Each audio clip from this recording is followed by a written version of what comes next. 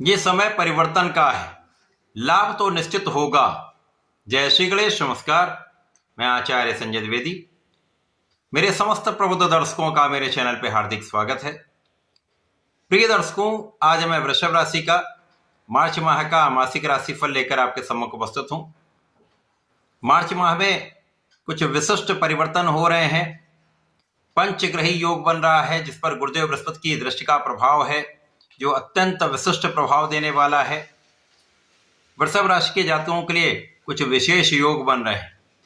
यदि हम प्रारंभिक समय में ग्रहों की स्थितियां देखें तो आपके द्वितीय भाव में गुरुदेव बृहस्पति का गोचर चल रहा है। आपके लिए चतुर्थ भाव में केतु होंगे। आपके लिए 5 ग्रह दसम भाव में गोचर कर रहे होंगे, जहां पर सूर्य, बुध, शुक्र, मंगल तथा राहु का गोचर चल रहा होगा। आपके एकादश भाव में शनिदेव अत्यंत प्रबल अवस्था में गोचर कर रहे होंगे। अब 2 मार्च को शुक्राचार्य राशि परिवर्तन करके एकादश भाव में जाएंगे, जहां पर ये अपनी उच्च राशि में प्रवेश करेंगे तथा अपने परम मित्र शनि के साथ होंगे। एक महालाभकारी योग बनेगा। 14 मार्च को देर रात्रि काल में सूर्य का भी परिवर्तन एकादश भाव में हो जाएगा, जहां पर त्रिग्रह योग का निर्माण होगा। इस माह में अगला परिवर्तन बुध का है, जब बुध 21 मार्च को वक्री से मार्गी हो जाएंगे।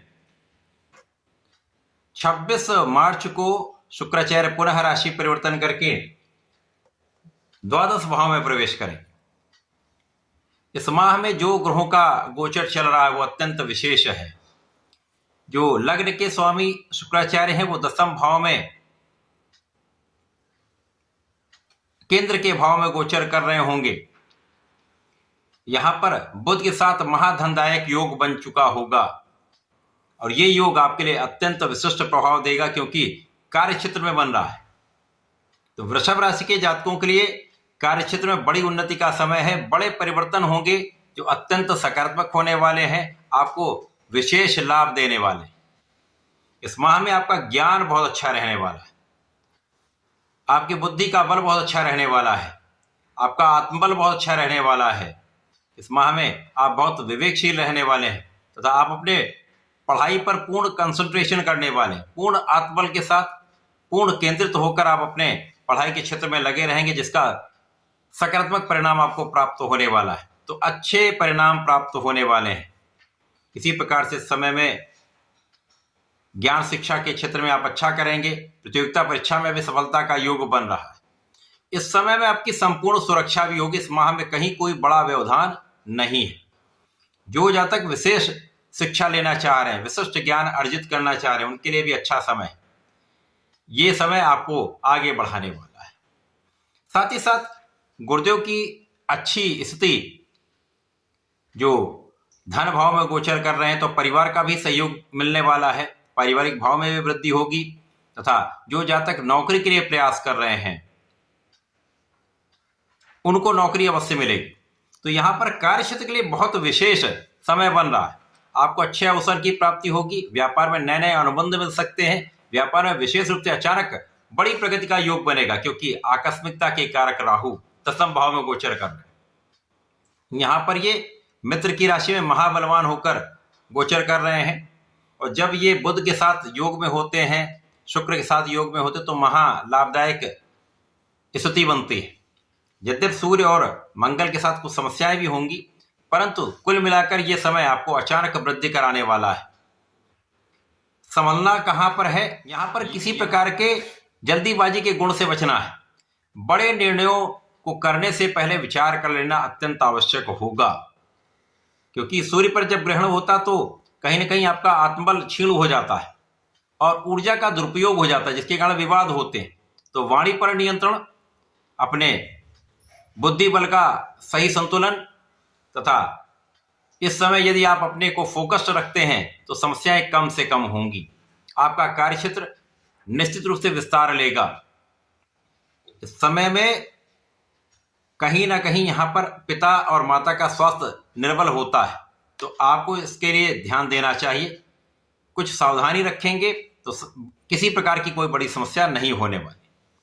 परंतु इस समय में जब जब ऐसी स्थिति बनती है कार्य क्षेत्र में, तो जो लोग सरकारी तंत्र में हैं, इसमें इस माह में कुछ अच्छे लाभ भी मिलेंगे, अच्छे पद की प्राप्ति हो सकता है यहाँ पर आपके मन के अनुसार आपको पद ना मिले।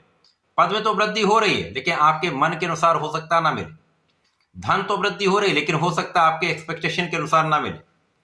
अथवा राजनीति में कार्यक्षेत्र का विस्तार तो होगा, कार्यक्षेत्र में बड़े अवसर मिलेंगे, लेकिन कुछ कार्य की अधिकता समस्या कर सकती है। इसी प्रकार से सरकारी सेवाओं में है तो अपने कार्य को निष्ठा के साथ संपूर्ण करें। किसी प्रकार के विवाद में, किसी प्रकार के अवांछित कार्य से बचें, क्योंकि यहां पर जरा सी भी असावधानी समस्या उत्पन्न कर सकती है और आपके चरित्र पर, आपके कार्यक्षेत्र पर लांछन लग सकता है, एक दाग लग सकता है। तो यहां पर बहुत ध्यान देने की आवश्यकता है।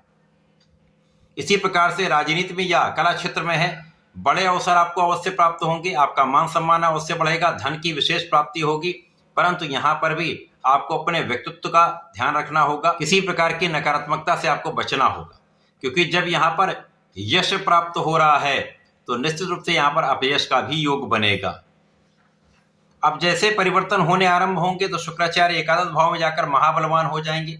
अब लग्न के स्वामी एकादश भाव में, लाभ भाव में विशिष्ट योग बनाएंगे। तो आपके ज्ञान के क्षेत्र से, आपके बुद्धि बल से, आपकी क्षमता से, आपकी योग्यता से महाधन का लाभ, महाकार्य की सिद्धि होने वाली है।